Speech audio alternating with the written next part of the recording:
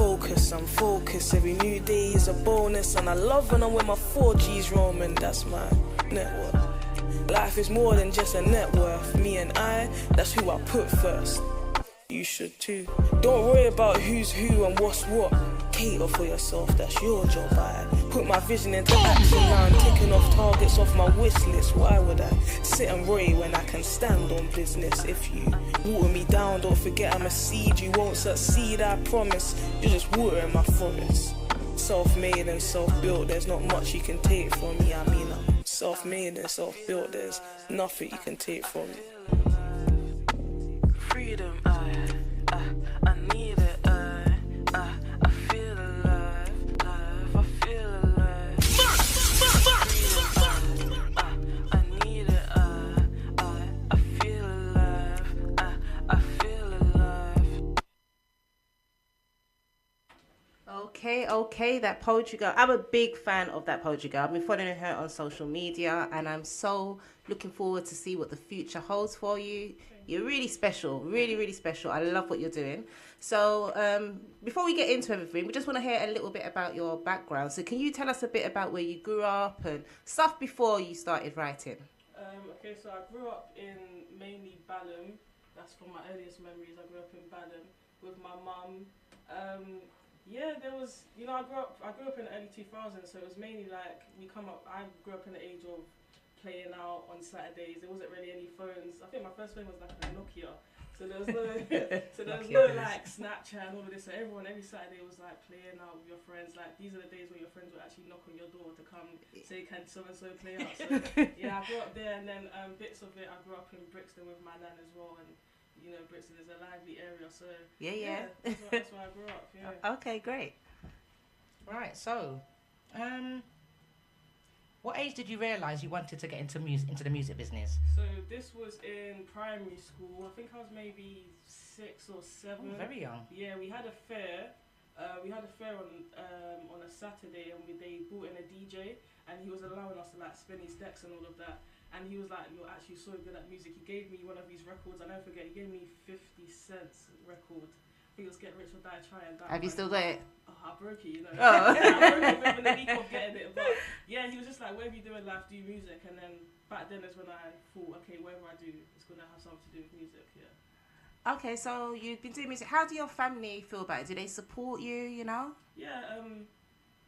My dad himself done music a little bit when he was growing up, and my mum, she's free with it. So yeah, I get a lot of support from my family. Yeah. And your extended family? Yeah, my extended family. Everyone that asks me what I'm doing, and I say, I do poetry, or there was a time where I was rapping, and they support me fully. Okay, cool. Right, so what inspired you the most when you're writing your spoken word pieces? Like, where do you get your inspirations from? I would say it's whatever's happening at my life then and then. So I can't force myself to write. So if I have nothing to write about, I can't like sit down and force myself to write. But if I'm going through something or a lot's going through my mind, like I find it hard to communicate like just talking. I find it easier to write how I'm feeling. Right. So if I'm going through something at that point of time, I'll just write about it and lay it out. Okay. Which is that Young V? Okay, can you walk us through your creative process? So how do you go from an idea to a finished piece? So whatever I'm going through, I will write a few lines based on that. So I'll write like a few sentences based on that, and then I'll base my whole spoken word around the sentences that I've wrote. And then I would like go on, I've got like a band lab on my phone. I'll go in there, play around, find some instrumental, see what instrumental works. Some people find the instrumental first, then write their lyrics. I'm backwards. I like to write the lyrics, then find the instrumental, which makes it kind of harder, but that's the way my mind functions. And then once I go and band lab, I put it all together, and then I'll see how it sounds. Cool. So how do you handle feedback, both positive and negative, from your audience? Lucky for me, I haven't actually got any negative, not to my face anyway. I don't know what to say behind my back, but not to my face. But both ways, I try to be humble, because even though I want to be the best, I've got to understand I'm not the best yet, and there's always ways to improve. So if I did get a negative comment, then I'll take it. I'll hear what they're saying. I'll read in between the lines, and I see where I can improve. But then if it's just a hater, then it's just a hater. That's right. right. There's not much you can do. There's not much you can do. Yeah. Okay, have you faced, I know you're still quite early in your career, but have you faced any like challenges in your career so far, or, you know, is there anything? Yeah. I think the biggest challenge is trying to get awareness when your main craft is poetry, because it's a niche. Not everyone likes poetry, or they might like a piece that you've done, but they just don't like poetry overall. So it's hard to like gain attraction from that. So I think that's the hardest thing about poetry, is finding the crowd and who wants to listen to your poetry, basically. Cool. I like your beats that you picked to your tracks though. You know, it's really good. It flows, yeah. Yeah, it really does. So I'm really excited about that. Thank you.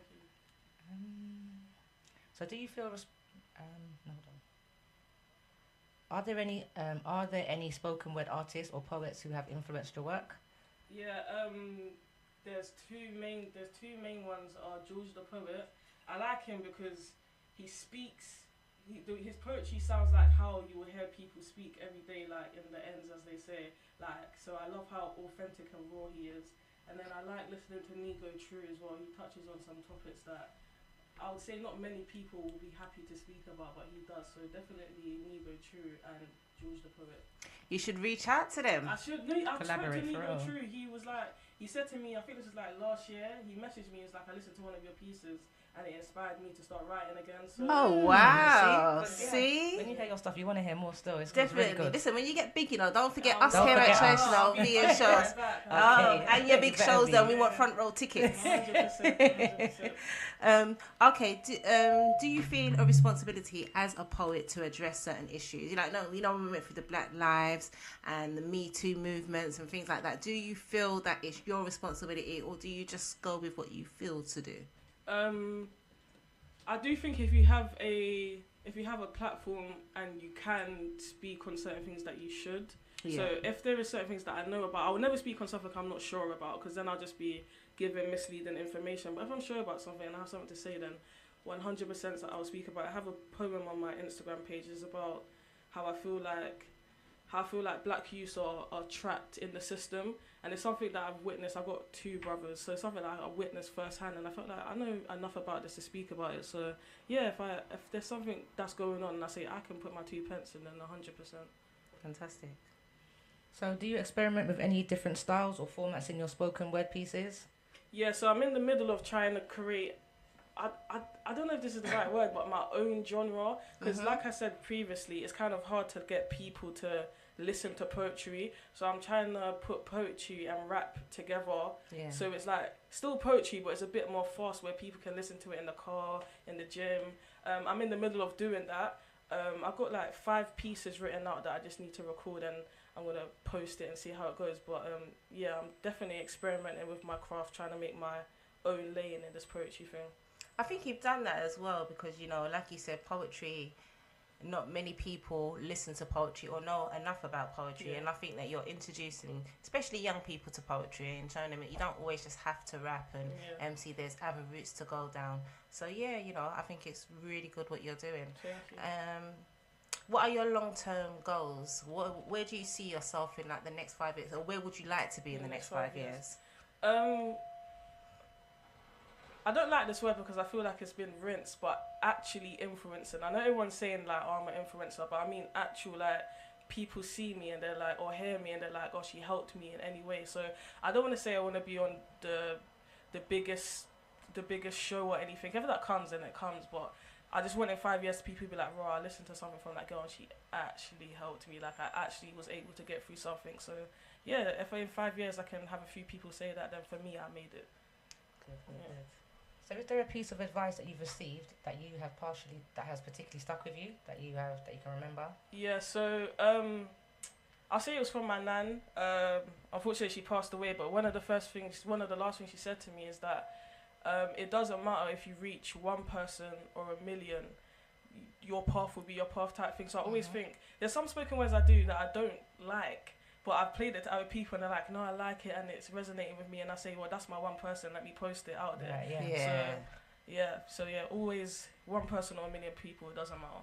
You seem to be really focused and have a good head on your shoulder. Yeah, for real. You know, I think like you're ready for this business. Thank you. You seem to have the right attitude as well, so I think you'll go far. Definitely. Thank you very much. How do you balance like your personal life with like your artistic side of things. pursuits. Yeah. Like I said, because I can only write if I'm going through something, it kind of doesn't clash, and I'm always writing about my personal life anyway, so it kind of works hand in hand in a weird way. So so if I've had a busy day and a lot's on my mind, I just use like the hour before I go to bed or the 2 hours before I go to bed and write about it. So yeah, it goes hand in hand together weirdly. Do you ever like wake up in the night and like you thought of something and like, I need to write it down? Yes, my partner hates it. It will be like 3 a.m. and I'll be in the front room shouting my lungs off because I thought of some lyrics just before bed and I can't You'll forget it if you don't jot it down. So I have to get it there and down, there and then, and I'll just be in the front room, headphones in, not a care in the world. It's 3 a.m. and I'm just recording poetry. So yeah, that was a lot. Who would you, if you could pick anyone like that's in the UK right now that's doing their thing to work with, maybe not in the same genre of music as you, but who would you think you could do a really good collaboration with or see yourself working with? Little Sims, you know. I think she's hard. I know she raps and I do poetry, but if this ever gets to you, Little Sims, I can open up one of your songs with a poem. Yeah, that Little Sims, if you're listening, get in contact with us at Choice. Yeah, we're gonna hook you up. Yeah. I like what she's doing recently. I've always been a fan of her, but recently she's been doing her thing a lot. So yeah, I would love to open up anyone's song with one of my pieces. Yeah. How did you feel like the first time you put your music out for people to hear other than your family? Was you nervous or shook? Yeah. Shook. The first time I put out a piece was actually a live performance. I used to do a lot of them when I first started. So yeah, I was shook. I was nervous. I'm pretty sure I didn't get it out correctly. I'm pretty sure I freestyled in certain parts, but yeah, I was really nervous. Okay. The nerves are still there. Even now, I'm nervous. Of course. Don't be nervous, man. Yeah. Any questions? No. Okay, cool. All right. So we want to thank you, that poetry girl, for coming onto our show. Yes, thank you very much for that. We definitely want to hear some more stuff from you, 100. so definitely send it to us. So before we go, ladies and gentlemen, we're going to play her track again. And give her socials as well. And we're going to give your socials. Do you want to share your socials? And we're going to share them on our website as well. Yeah. My main social is Instagram right now is Savanah Richards, but it's with one N, so SAVANAH Richards, and you'll find me. Okay, cool. That's really on people. All right. Thank you very much. Thank you.